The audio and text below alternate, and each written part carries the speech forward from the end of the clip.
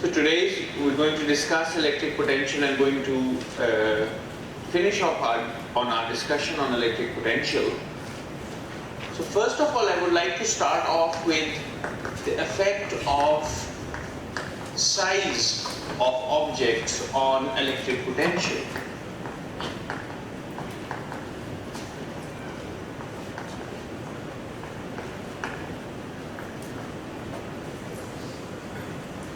So primarily today we're going to look at different applications of the concept of electric potential. We've already seen that if we have a charged metallic sphere, yes.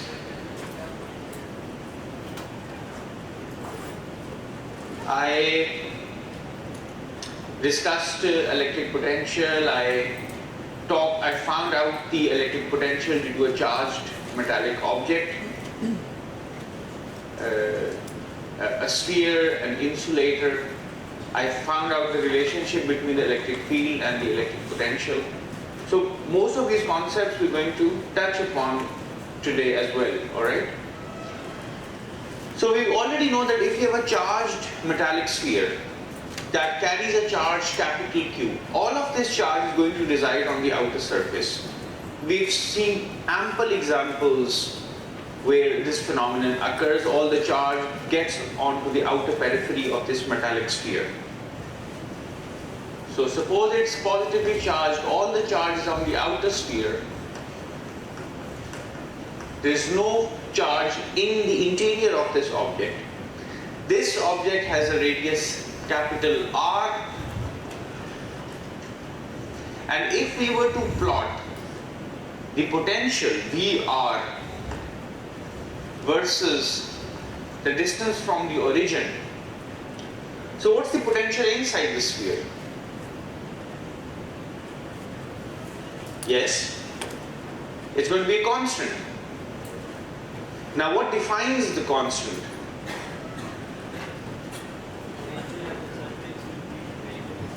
Right. So whatever potential exists at the outer surface, the entire volume of this metal is going to be at the same potential, because metals are isopotential volumes, they are equipotential volumes. The entire metal must be at the same potential, otherwise there will be an electric field, and that electric field will cause charges to accelerate. But whenever we have static electricity, there is no flow of charges, which means there is no current. The entire metal must be at the same potential.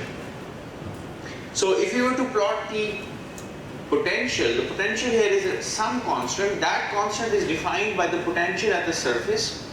The potential at the surface is given by 1 over 4 pi epsilon naught capital Q over R, and then the potential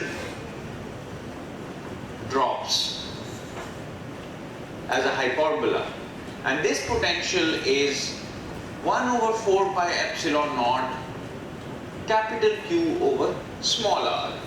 So the potential drops, and you go to infinity, the potential really goes to 0. This is how we've defined our electric potential. So this is a metallic sphere. Suppose on the other hand, we have an insulating sphere, and we put the same amount of charge capital Q on the insulating sphere, and we say that the charge is uniformly distributed throughout the volume of the sphere. Which means that if somehow you can perform a surgery and take out the small volume delta V of this insulating sphere and find a charge on this volume, then this charge is going to be the same no matter where you perform the surgery and no matter from where you pick out that small chunk of material delta V. So there is a homogeneous distribution of charge inside this insulating sphere. If the charge density, volume charge density is rho, then the amount of charge in a small volume delta V is going to be rho delta V. So this is a uniformly distributed charge distribution, and it's spherically symmetric. It carries a charge plus Q. Now this charge can be on the surface, it's in the interior, it's everywhere. And now if you were to plot the variation of the potential with distance from the origin, now we have a slightly different scenario. The charge outside this insulating sphere is still going to fall off as 1 over 4 pi epsilon naught q over r.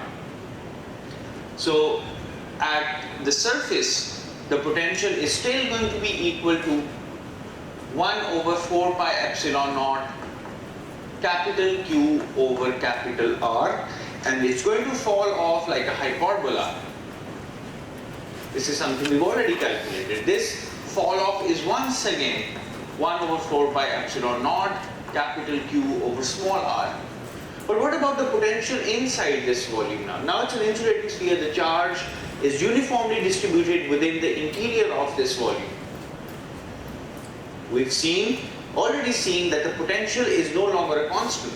The potential in fact starts from 0, it varies linearly, goes up linearly, picks up this value and then starts to drop.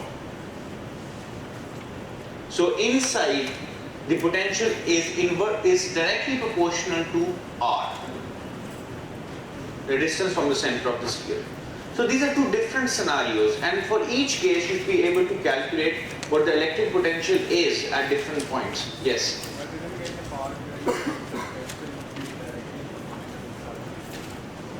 Didn't I derive this in the last class?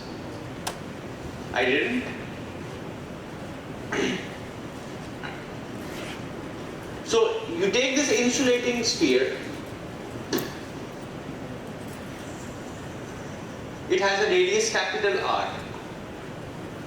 Now you make a small sphere inside this insulating sphere of radius small r, and you would like to find out the potential at a point P on the surface of this small sphere which is inside the insulating volume. Now we know that if we have charge that is uniformly distributed, then the potential at point P is given by 1 over 4 pi epsilon naught, the amount of charge that is inside the volume, which is now rho times 4 over 3 pi small r cube. Rho is the volume charge density, 4 over 3 pi r cube is just the volume of this green sphere which is inside the insulating larger sphere. So this is the charge that is inside this inner volume of the insulating sphere, and you divide this by small r.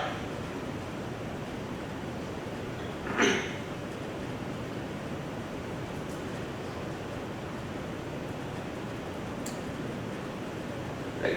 So if you have a charged object, right, which carries some charge q dash, and you're interested in calculating the potential at some point P on the surface of this charged object, which is uniformly charged, the charge distribution is homogeneous and it's spherically symmetric, then what you would be able to do, you know that the electric field is going to point radially outwards.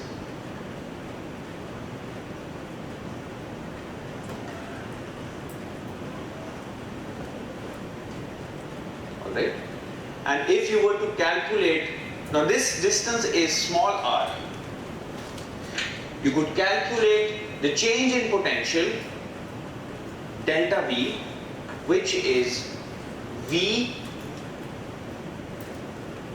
some potential far away, V at infinity, alright, minus V at R.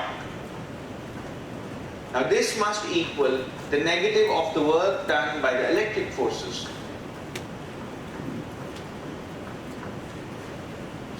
Now you know what this electric field is. This electric field at a distance r is 1 over 4 pi epsilon naught, all the charge that's inside q dash divided by r squared. So this is minus 1 over 4 pi epsilon naught q dash over r squared. Now this is pointing radially outwards. dl is also, we can say that it's pointing radially outwards, so we can put a dr instead of a dl, and we integrate from our initial position r to infinity. We are assuming that the potential far away is 0. The potential at infinity is 0. So we take this here, we bring it here, we have minus q dash over 4 pi epsilon naught dr over r squared, going from r to infinity. This is minus 1 over r, q dash 4 pi epsilon naught, the minus cancels out, we left with 1 over r.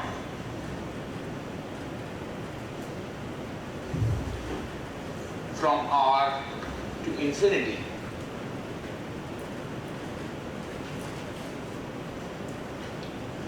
All right?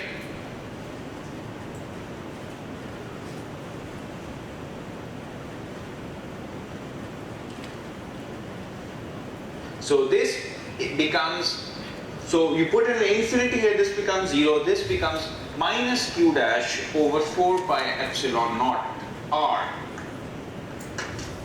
But this is simply V infinity, which is 0, minus the potential at r. So the potential at the distance r is q dash over 4 pi epsilon naught r.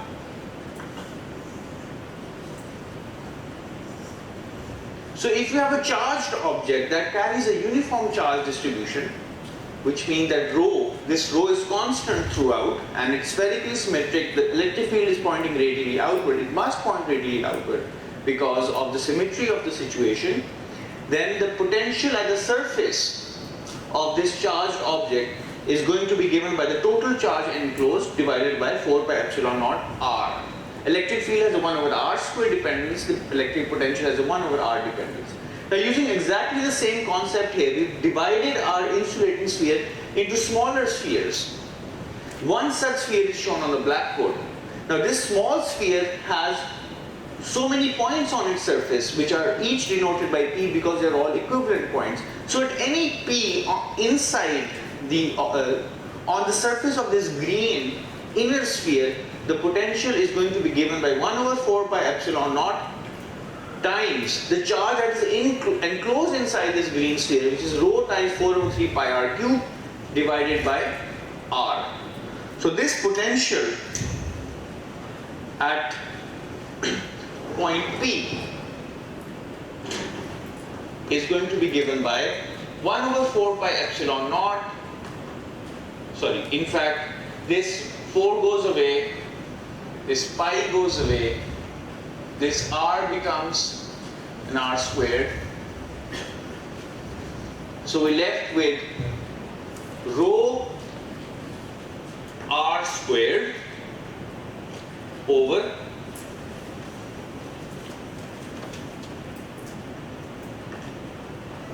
epsilon naught. So it's not a linear dependence, it's a parabolic dependence. Because this rho is a constant, r varies parabolically, like this. So this is the variation of the potential inside the insulating sphere.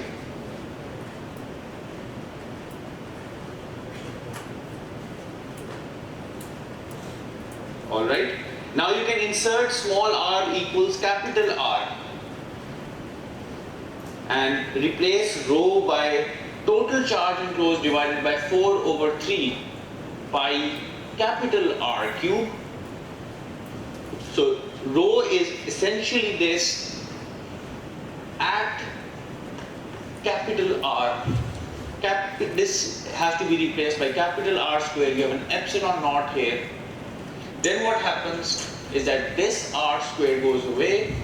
You are left with 3q over 4 pi epsilon naught r. Sorry?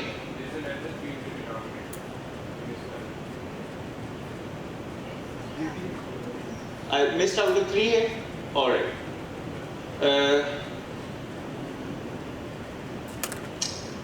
VP, where will we? So VP is this. There's a 3 here. 3 here. This 3 goes away. So there's no 3 here. alright? And this is what we get here. So it's the same result as if all the charge is located at the center of the sphere. So we have different scenarios when we have a charged metal, all the charge is on the outer periphery, so the entire volume of the metal is equipotential. In an insulating sphere, which is uniformly charged, there is a varying potential inside the volume of the insulating sphere. So this is, in a sense, a recap of what we discussed in the previous lecture. Now suppose we have a metallic sphere of some radius r1 and it's charged. So there's some charge on this sphere.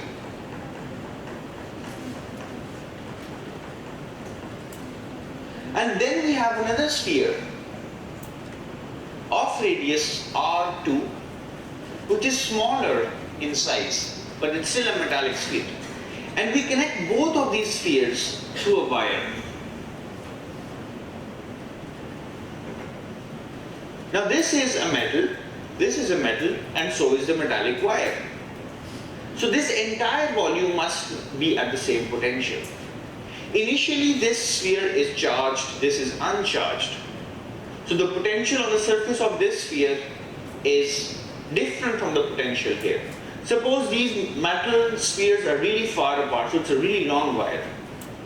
So this object does not see the effect of this charge. So hence, initially, the potential on this surface is 0. The potential on this surface is given by the amount of charge divided by 4 pi epsilon naught r1. So there's a non-zero potential here and there's a 0 potential here. But all of this becomes a big metal. So everything has to equilibrate and come to the same potential.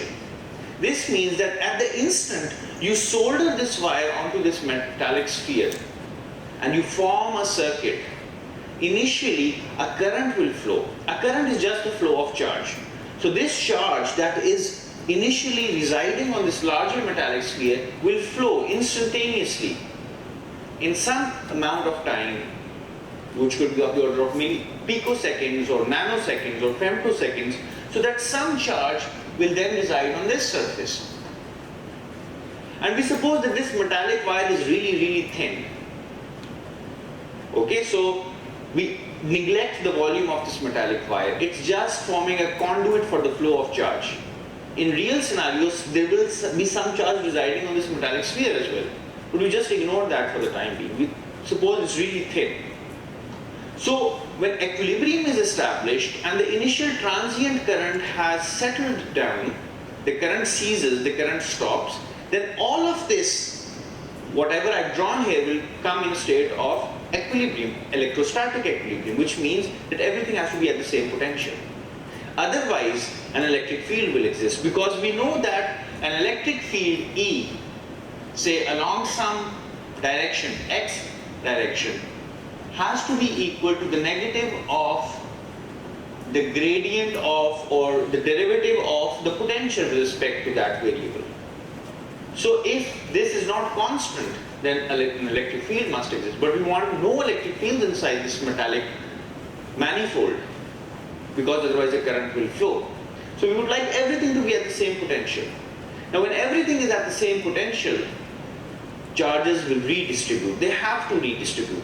Suppose initially we had a charge capital Q residing on this system. After equilibrium has been established, some fraction of the charge Q1 gets onto this surface, whereas the rest of the charge, capital Q minus Q1, will hop onto the other surface. Let's call this Q2. So in equilibrium, this holds a charge Q1, this holds a charge Q2. Now the potential on this surface is going to be equal to Q1 over 4 pi epsilon naught R1. So this is the potential here. And it's going to be the potential everywhere inside this volume. And it's also going to be the potential here. It's also going to be the potential here, because it's an equipotential volume. This potential has to be equal to Q2 over 4 pi epsilon naught R2. But these potentials have to be the same, because it's an equipotential volume. So the ratio of the charges adjusts itself in accordance with the ratio of the radiuses. So Q1 over Q2 must equal R1 over R2. Higher the radius, the more charge will it carry. The surface charge density is another issue, but if this radius is larger, then it carries a bigger fraction of the total charge. And this is what the fraction is. The potentials are the same. Now what we are interested in, there has to be an electric field outside this charged sphere. It's spherically symmetric, so the electric field is once again going to be pointing radially outwards. Right? Let's call the magnitude of this electric field E1. And it's always radially outward. Now this sphere is so far away that this electric field just drops down to zero at the location of this metallic sphere. So we ignore the electric field due to this sphere on the location of this object. But this has a charge distribution of its own. So there's going to be an electric field here as well, E2. And it's also going to be pointing radially outwards. Now these electric fields will not be the same, even though the potentials are the same. Now we know that the electric field on the surface of a metallic sphere varies as 1 over r squared. So if I take the ratio of E1 over E2, this ratio is inversely proportional to the square of the radiuses, so it's going to be R2 squared over R1 squared. But it also depends upon the amount of charge. So I have Q1 over Q2. So it's equal to Q1 over R1 squared divided by Q2 over R2 squared, because the electric fields vary as the inverse in inverse quadrature. So this is the ratio of the electric fields. But Q1 over Q2 is simply R1 over R2. So I have R1 over R2, R2 squared over R1 squared. This gives me R2 over R1.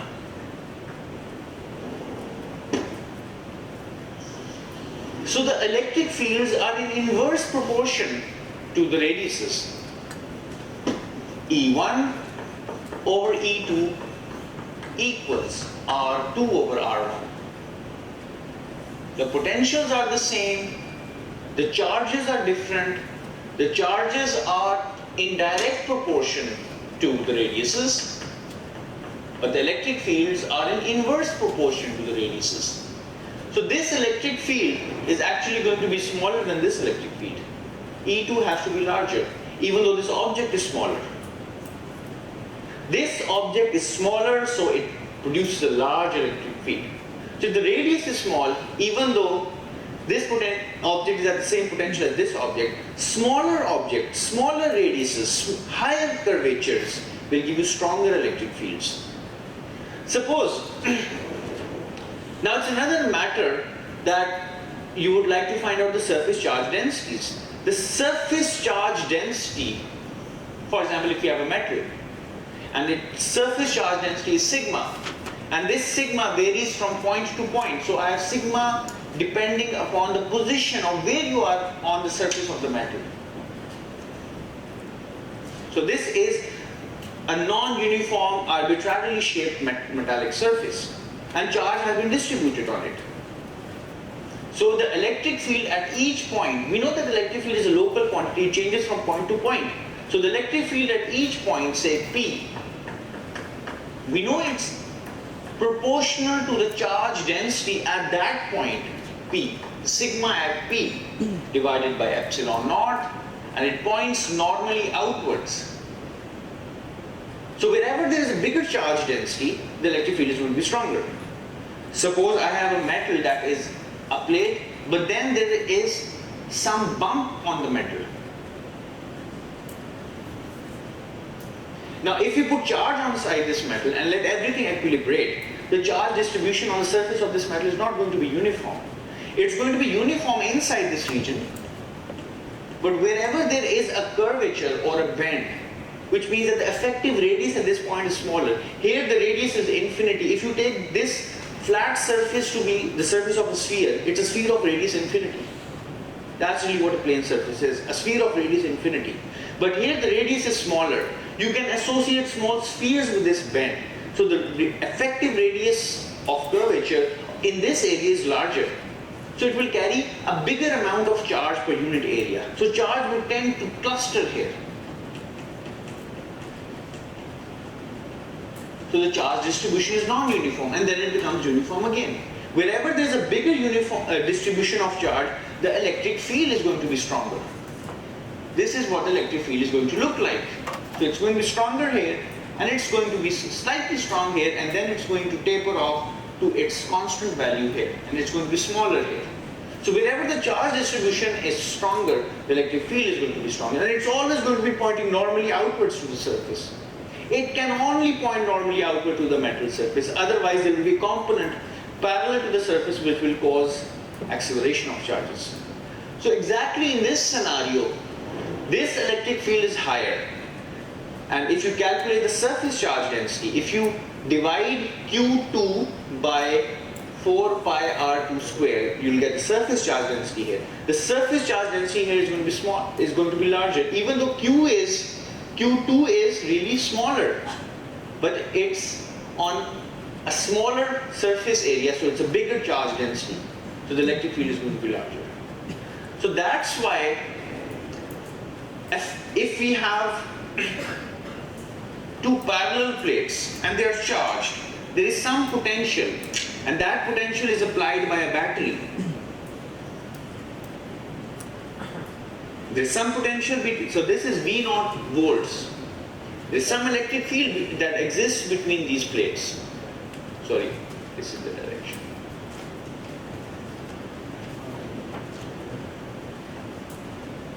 And if I take the same battery again, the same voltage or EMF of the battery, and now I replace this nice, gentle, parallel plates with point conductors, like this.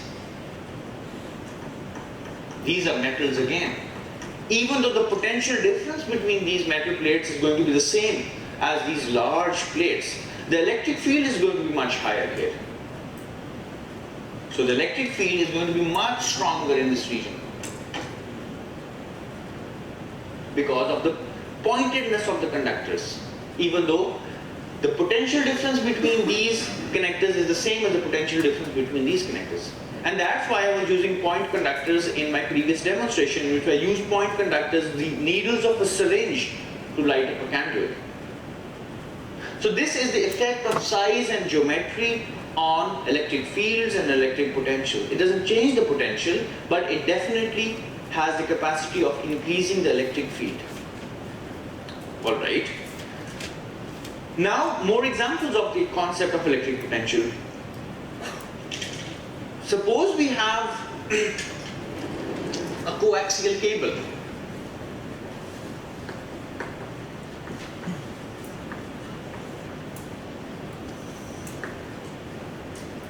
Now, a coaxial cable is a cable of this kind that has an inner conductor and an outer conductor, and it's used for transmission of electrical signals. And this geometry is also widespread use in different kinds of devices. For example, in Geiger-Müller tubes, in circular capacitors, etc. You lay down submarine cables for transmission of internet or for transmission of phone signals. So these coaxial cables give you good interference protection as well.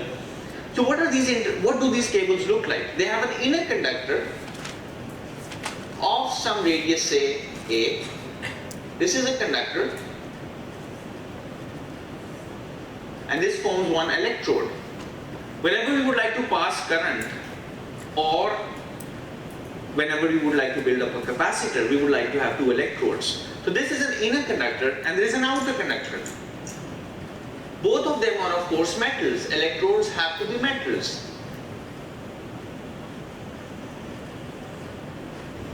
So this is a ring and it's coaxial with the inner conductor.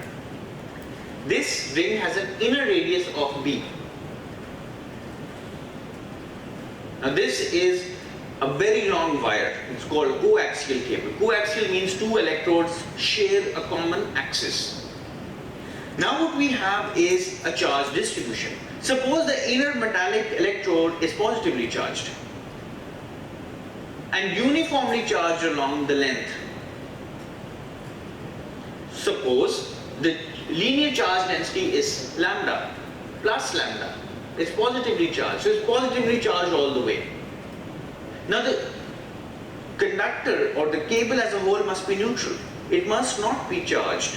So you would like the outer conductor to have a linear charge density of minus lambda.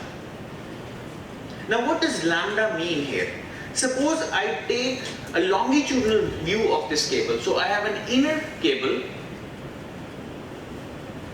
of radius A and it has a certain length, and I have an outer cable of inner radius B. So if I look at this cable from the side, this is what it looks like. So this radius is B and this radius, this small tiny radius is A. And if I take a length L of this cable, if I draw a section of this cable of length L, then the amount of positive charge on this inner conductor is going to be small lambda into L, and on the outer conductor it's going to be minus lambda over L. So this is what is meant by linear charge density. Even though the charge is not distributed, it's distributed on a surface. So charge is distributed on this outer conductor all on the surface. But we have defined the concept of linear charge density. Even though charge is distributed on a surface, it's not on a line. So it's on a surface of a cylinder. But per unit length means that we take cross sections of this cable and you can find out what the amount of charge is on a certain section of this cable. So this is what is the meaning of linear charge density. Even though charge is not distributed in one dimension, it's a two-dimensional surface. But still we can use the concept of linear charge density here. Now what we would like to calculate is the potential difference. Now these charges have redistributed themselves. We would like to calculate the potential difference between the outer conductor VB minus VA.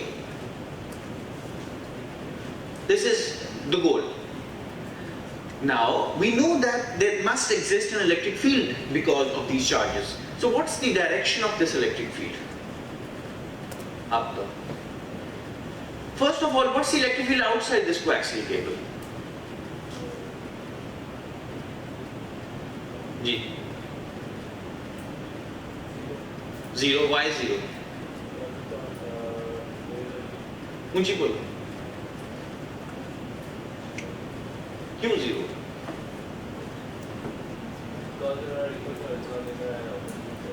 Alright, because if I were to draw a Gaussian cylinder outside this coaxial cable,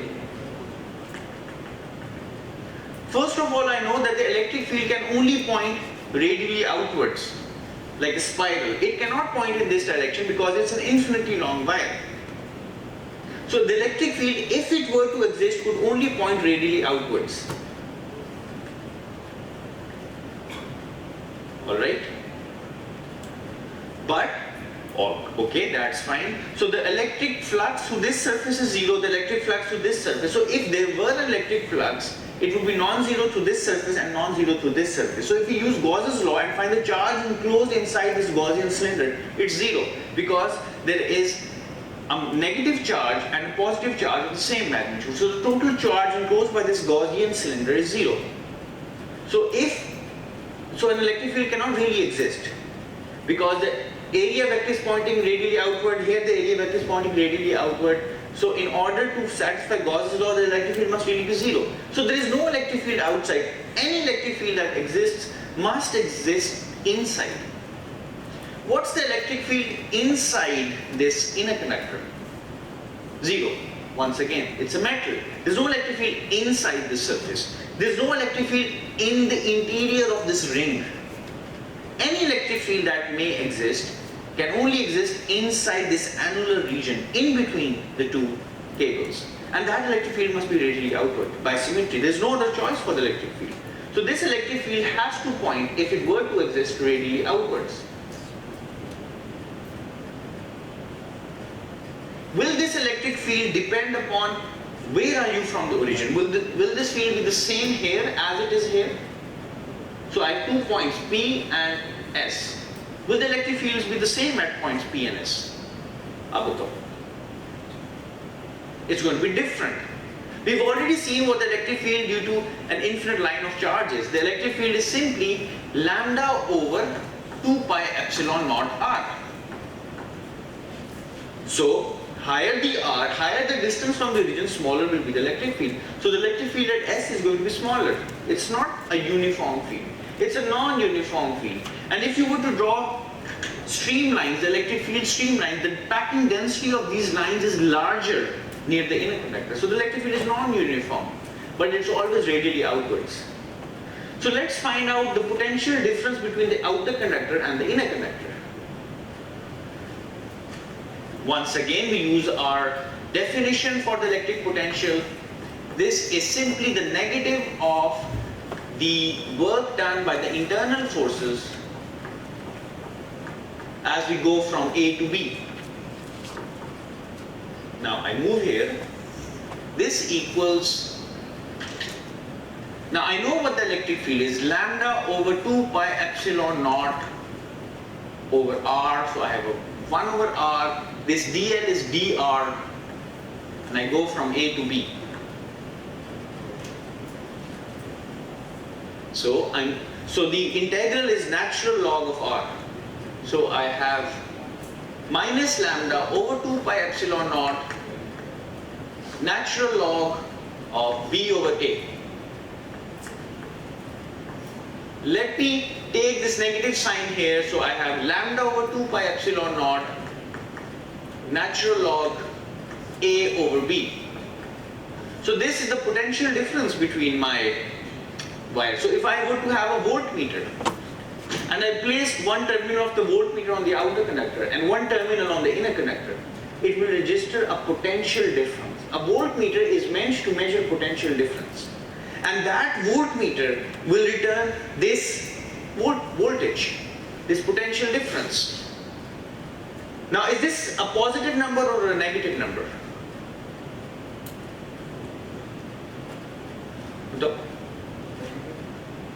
आप पीछे आप बताएं जी positive कैसे positive है is A larger or is B larger?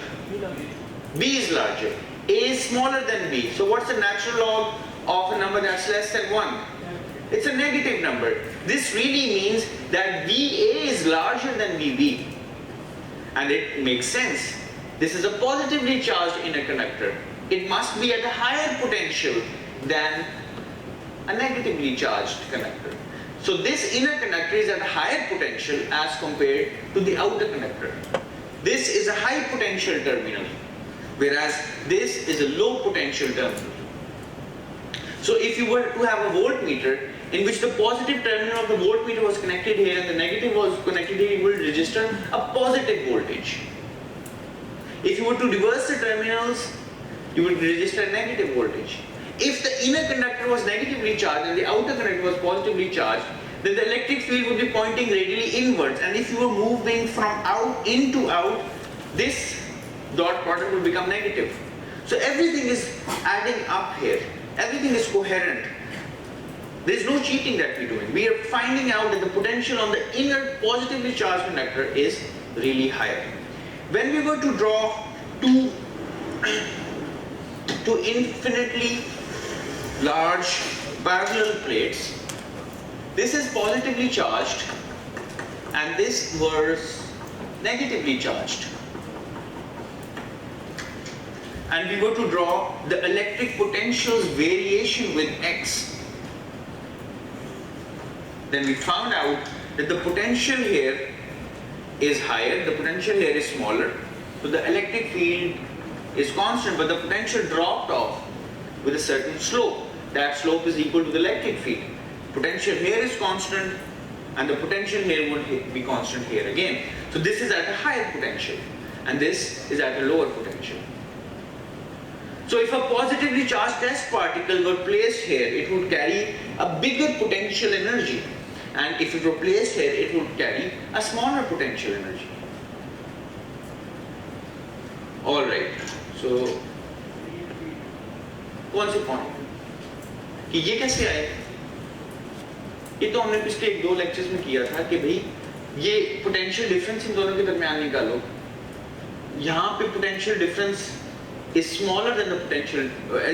The potential here is smaller than the potential here. जो हमने देखी थी ना एग्जांपल, एक पॉजिटिवली चार्ज टेस्ट पार्टिकल इसके अंदर इंट्रोड्यूस किया, तो the potential energy dropped and the kinetic energy increased as we went from the positive charge plate to the negative charge plate. Now let's look at more examples. Remember that if this were a potential difference and in between these layers we did not have vacuum, we had some other material with some conductivity, then this potential difference would have caused a flow of current from the inner conductor to the outer conductor. Even if this were air, there could be a small leakage current. If there were an insulator, no insulator has infinite resistance. So any insulator that we place inside this material will cause some leakage of current because there is a potential difference. So when we study current, we'll be able to find out what this current is. So this is how a coaxial cable really works. It's also a circular capacitor. By looking at the amount of charge that can be stored on this and dividing it by the potential, you can find out the capacitance of this coaxial capacitor. Anyway, let's look at more examples. The real concepts are illuminated through examples and applications.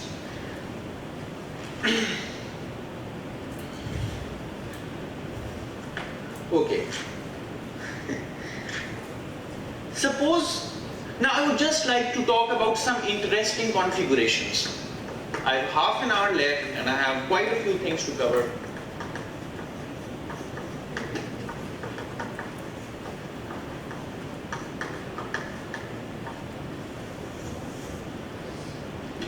Now, if I look at this example here, I've already seen that the potential here is constant.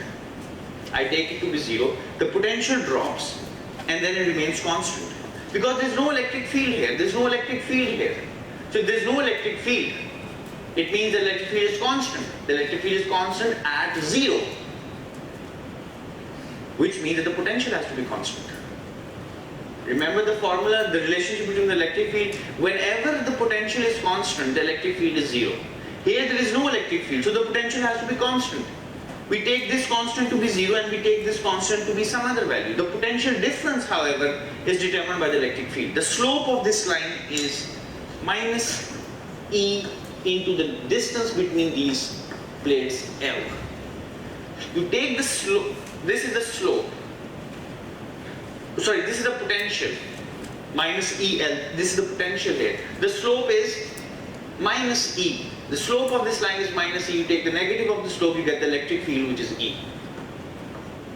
Now let's look at another configuration.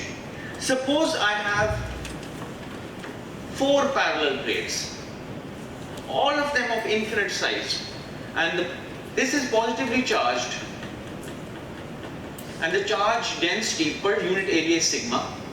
This is negatively charged, and the charge density is minus sigma. So it's just the negative of this charge density. Once again I have a positively charged plate, a negatively charged plate. Now this configuration is quite real.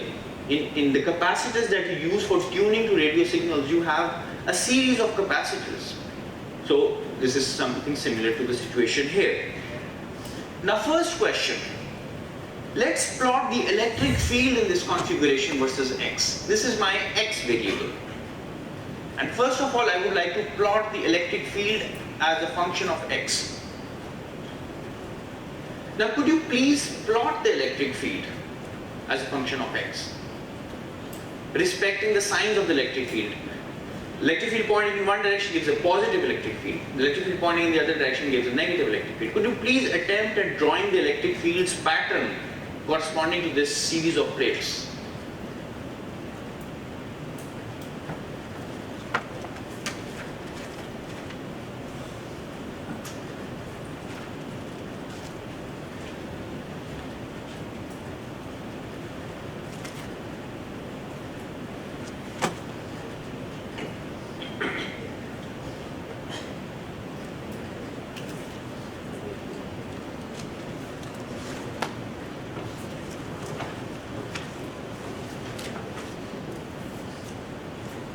ठीक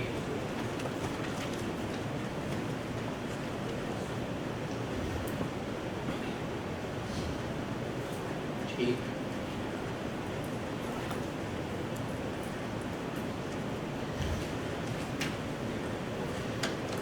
ठीक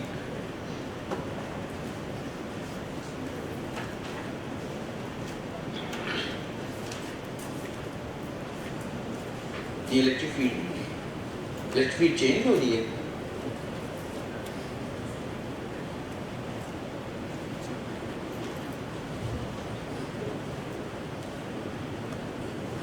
electric field change हो रही है।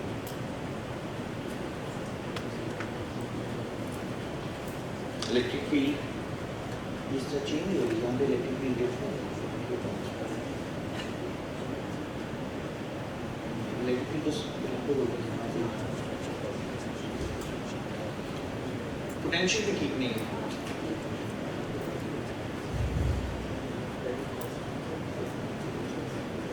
Right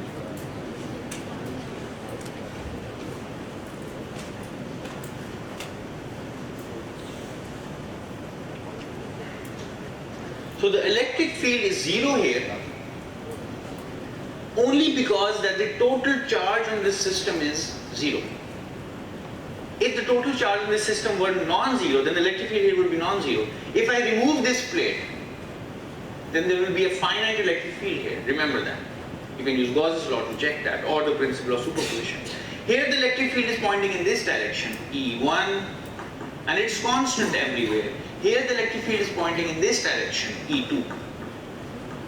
Here the electric field again is pointing in this direction, E3. And if these are equidistantly spaced, then this magnitude is going to be the same as this magnitude, and it's going to be the same as this magnitude, because the surface charge densities are also the same. So if I were to plot the electric field, positive hump, negative hump, the electric field, you will notice, jumps, and it jumps because it makes a negative jump here, because there's a negative charge on a surface. And here it will make a positive charge, positive jump. So it goes up and then goes back down to zero. And now on the same graph, if I were to plot the electric potential, suppose all of these magnitudes are the same and they are denoted by E naught. This is E naught, this is plus E naught, this is minus E naught. This distance is L. Alright, each one of these spacings is L. Now if I were to plot the electric potential, I have some starting potential. The potential goes from positive to negative, it drops. Right? You use the concepts of delta U and delta K that we discussed in two prior lectures. The potential drops. The slope of this line is minus E naught. And if you take the negative of that slope, you get the electric field. Then it rises. The potential as we go from this negative plate to the positive plate rises again. Right? The potential at this point is the same as the potential at this point. Now this slope is positive. The negative of the slope is negative. You get a negative electric field.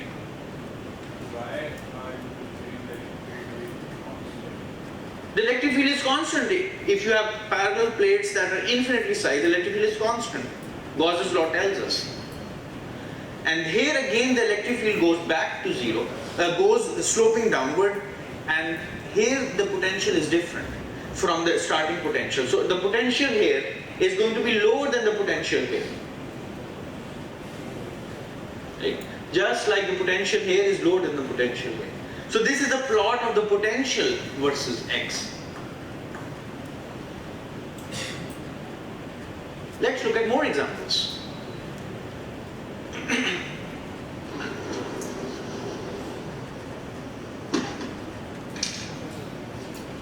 But let me highlight a very important facet of electric fields and electric potentials. And that facet is called path independence.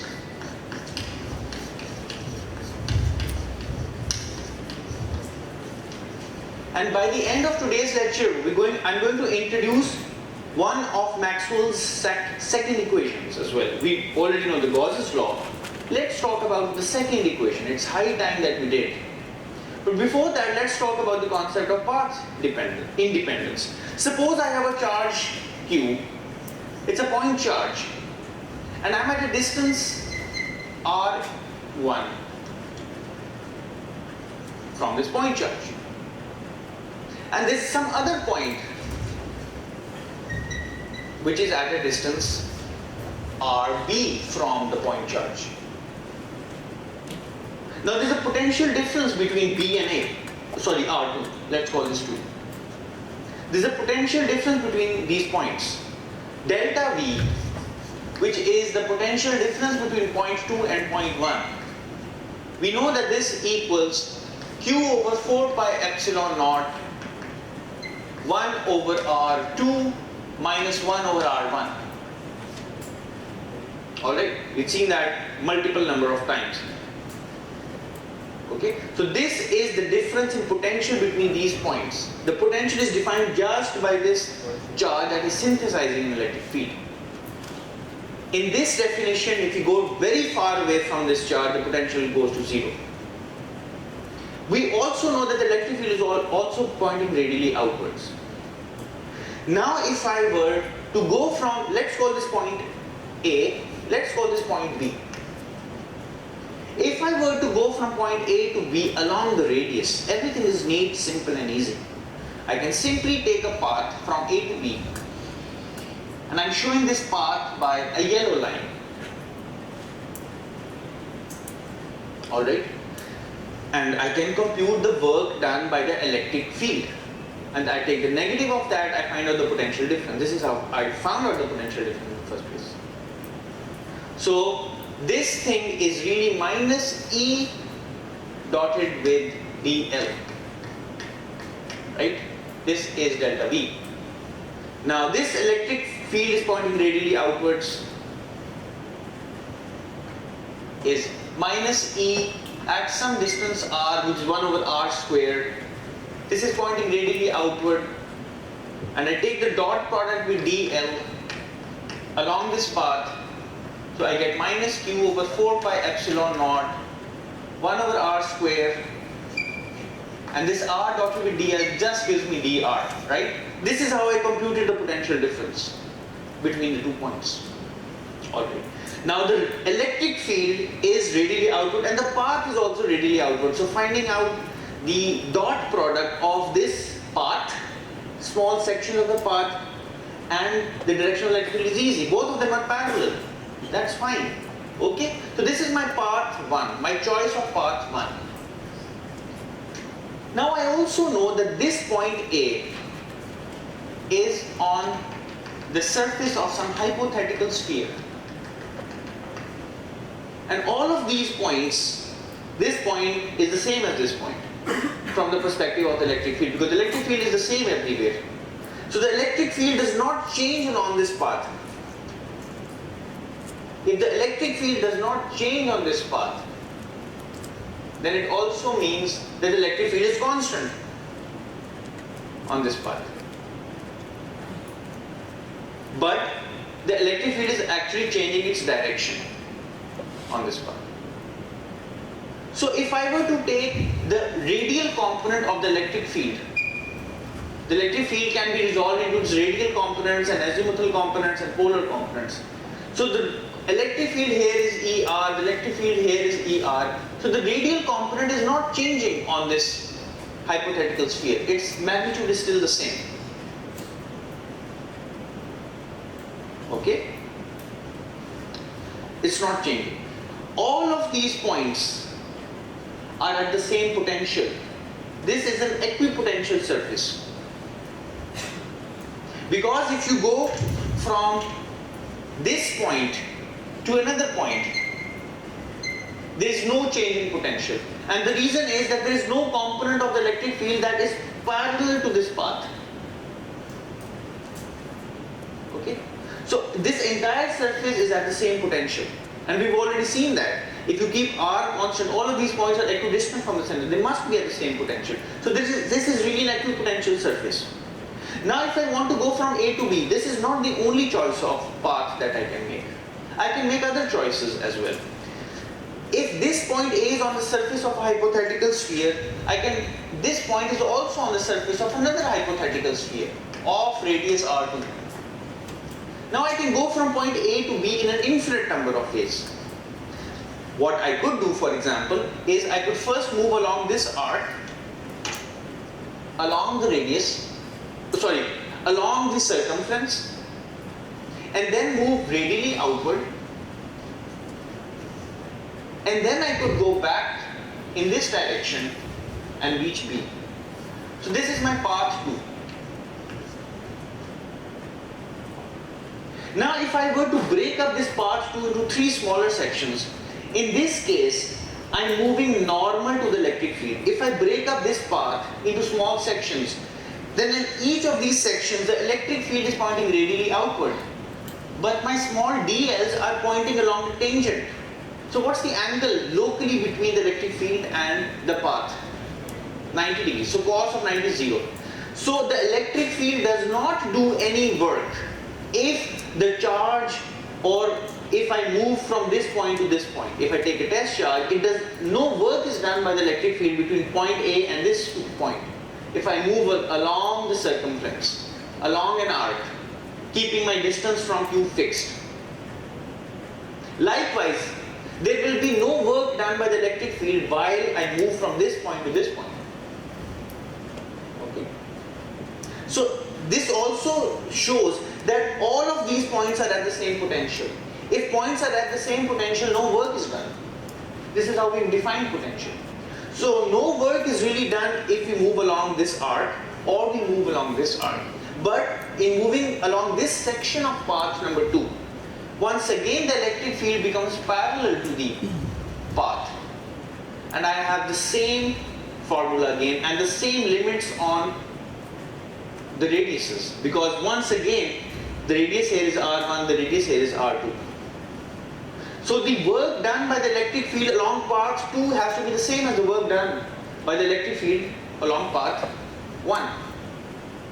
So I have a kind of path independence. The potential difference between these 2 points does not depend upon the path that is taken. It only depends upon the initial and the final positions. I could draw other paths as well. Suppose I were to draw a path like this. Let me rub this off so that I have more space for my diagram.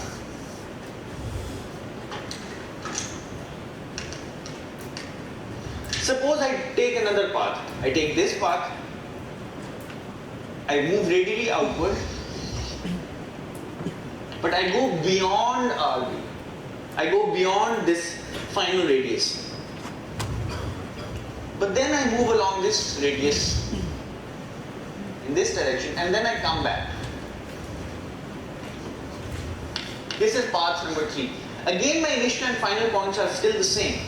But is the work done by the electric field still the same? Yes, it is. Because in this section of this path, the electric field is doing some positive work. And in this section of the path, the electric field is doing negative work. Because the electric field is still pointing radially outward in both of these cases. But the angle between the path taken and the electric field changes from parallel to anti-parallel, from 0 to 180 degrees. So if this gives a positive contribution, this gives a negative contribution by the same amounts. And the work done in this section is negative of the work done in this section, and they cancel out. So this path 3 also gives me the same potential difference between the points. But I can extend this further and I can choose an arbitrary path. I can choose a path like this. I have point A. This is my path number 4. The potential difference is still going to be the same, because each infinitesimal displacement dl can be resolved into 2 components. One that is along the radius dr, and one that is tangential, right? So this gives me a positive contribution, this gives me a 0 contribution. So in effect, I'm only moving between radiuses. Only In other words, R dot dl is always equal to dr. So whatever path I choose, whether it's along these nice piecewise continuous paths in which I move along an arc and then move along the radius, or I have these arbitrarily shaped paths, the potential difference is independent of the path. And if we have, now what we have an electric field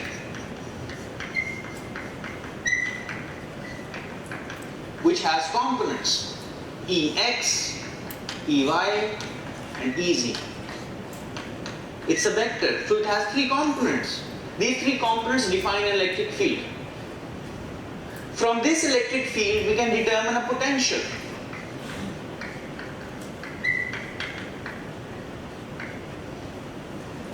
And the relationship is that the potential derivative along any axis, say I, where I can be x, y or z, and I take the negative of this gives me the ith component of the electric field. Any electric field potential relationship of this kind means that the potential difference between any 2 points has to be independent of the path. And such an electric field is called a conservative field. And it holds for gravitational potentials as well. The gravitational field is also a conservative field. And if I replace this by the gravitational potential, this becomes the gravitational field.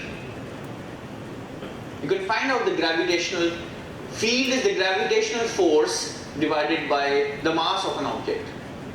So the gravitational force is related to the gravitational potential. So this is a very important concept of path independence. G.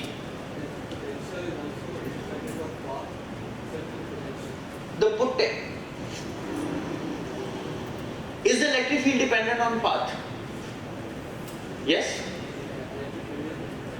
Is independent of path. Electric field is a point function. It is defined at a point. It is not dependent on a path. Potential is a point function. It is defined at a point. So you can't say about what the potential at a path is. Okay, it's defined at a point. The flux is through a surface. It's not a point function. Flux is through a surface. It's a global function. Electric fields and potential are point function. They're not defined on, they can be defined on different points on a path, but they cannot be defined on a path. Okay? Now related to this is something that you're very familiar with, especially the electrical engineers, and that's called the Kirchhoff's voltage law. But whatever you study in your circuits course, be the capacitors, resistors, inductors, has its basis in electricity and magnetism. And if you're well grounded in the concept of electromagnetism, you can understand the behavior of these circuit elements properly. Now Kirchhoff's voltage law from the 19th century is also dependent on this phenomenon of electric fields and potential and path independence. So let me show you how.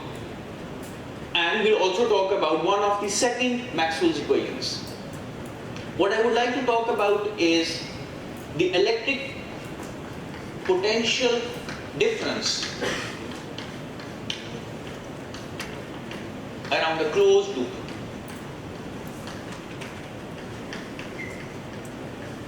Or a closed path. Now we have surfaces that can be open and surfaces that can be closed. For example, if I have an open sheet, it's an open surface.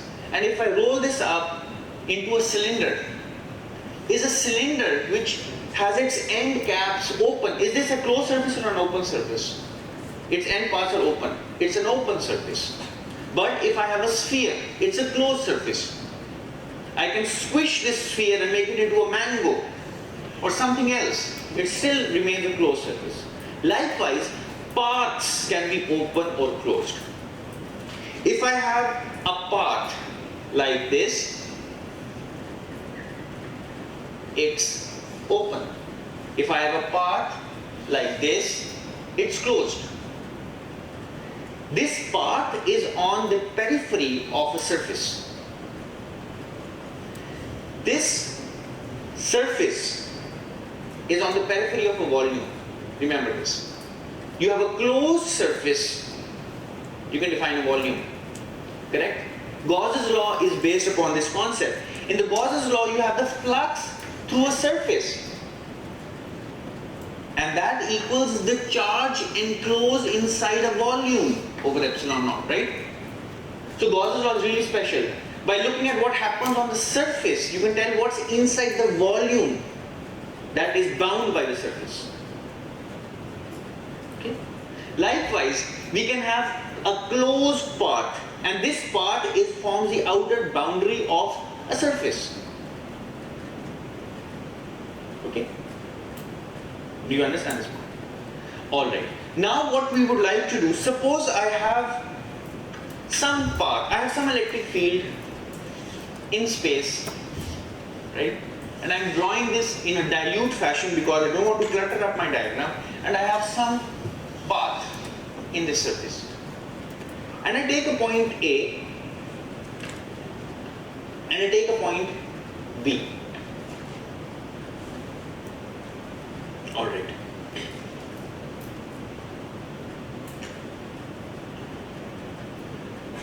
Now if I take the difference in potential between these points, which is VB minus VA, this is simply the negative of the change in the potential energy times, divided by. So what I'm trying to do is, let's call this delta V. This is delta V. We know that. The change in potential. Now what I would like to do is I take an electron and place it here.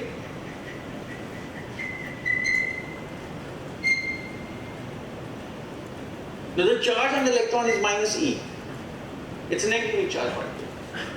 I place it at the point A. So the potential energy, now what happens is that the electron will have a certain potential energy here, and it will have a certain potential energy at all of these points because the potential is changing, supposedly so. Now if I were to look at, this is the potential difference between point B and A, which has been formed by this electric field, and I'm placing an electron inside this electric field. Now the change in the potential energy of an electron, which means that the final potential energy UB minus UA is simply the charge on an electron, which is minus E, into the potential difference, delta V.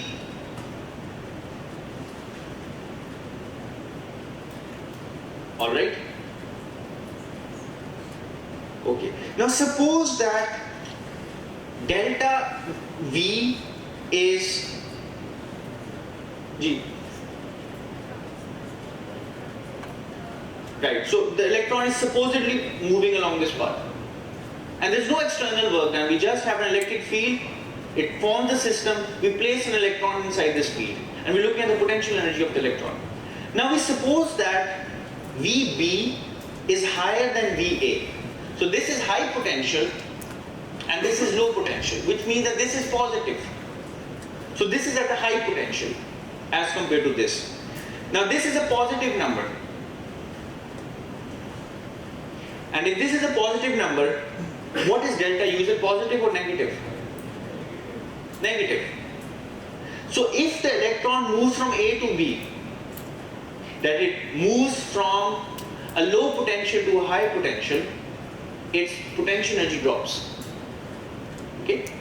Now if you look at the conservation principle, we know that delta K plus delta U is 0. This is the external work done on this object, which is 0. There is nothing that is pulling the electron, it is just the work done by the internal electric forces. Now if this delta U is negative, and I take this delta U to the other side, right? So my delta K becomes minus delta U.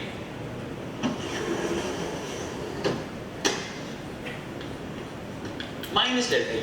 Now delta U is really minus E into delta V. This becomes E delta V. Now delta V is positive, which means all of this is a positive number, and delta K is positive. So if I take an electron and release it from this point, then it's going to increase its kinetic energy as it moves from A to B. This is the concept of potential. Potential is associated with potential energy. We find out the change in the potential energy that has to match the change in the kinetic energy, because we would like to conserve energy. The first law of thermodynamics. It's just the principle of conservation of energy. So the potential energy drops as the electron moves from A to B, but its kinetic energy correspondingly goes up. Okay? Which means that its velocity is going up. Now if I move this point A towards this side and I move point B towards this side, so my A were here and my B were in fact here, then still the same formalism applies. Still the potential energy is going to drop and the kinetic energy is going to increase. Yes? Since the electron is moving from B to A or from A? It's moving from A to B. In this case, we place an electron here, and this is at a low potential, the electron is moving along this path. We're finding the change in its kinetic energy. So now A and B can be squeezed together. They can be brought closer and closer together. There's nothing wrong with that. The same formalism still applies. Energy has to be conserved. But then what happens if A and B are the same point themselves? If A and B are just pinched together, if we call one point on this path A as well as B, the same formalism would hold. Now what this would mean is that the electron is moving around the closed path and constantly gaining kinetic energy. So it moves around this path, it starts off with zero velocity, it moves around this path, gains kinetic energy. In the next cycle it gains more kinetic energy. And it keeps on gaining more and more kinetic energy. And the electric field is fixed, there is no external work being done on the object, there is no battery that is constantly supplying or replenishing power. Still the electric field has been set up by some distribution of charges, and the kinetic energy of this electron is going up, up, up, up and up. But that's impossible, because if we had a scenario like this, we would constantly be violating conservation of energy.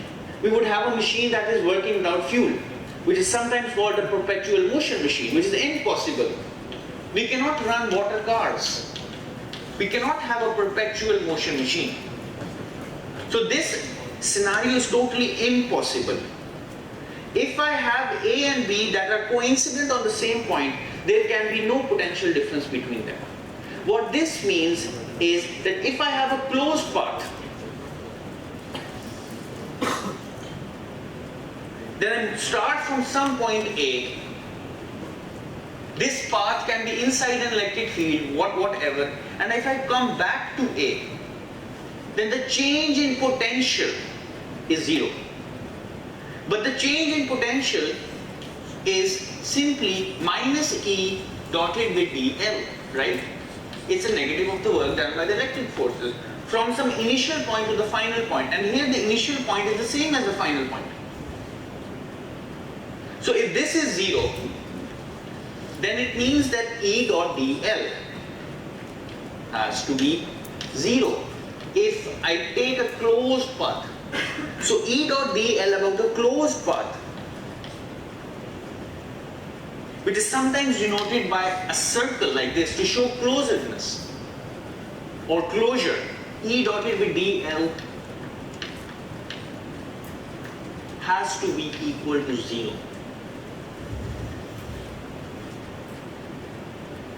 Alright?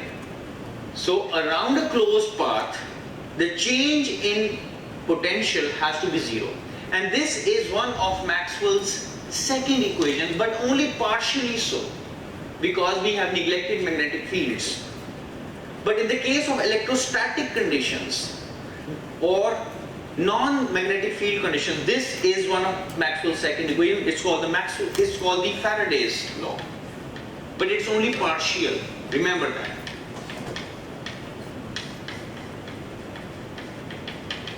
So one of Maxwell's equation is E dotted with dA, which is the flux is the charge enclosed divided by epsilon naught.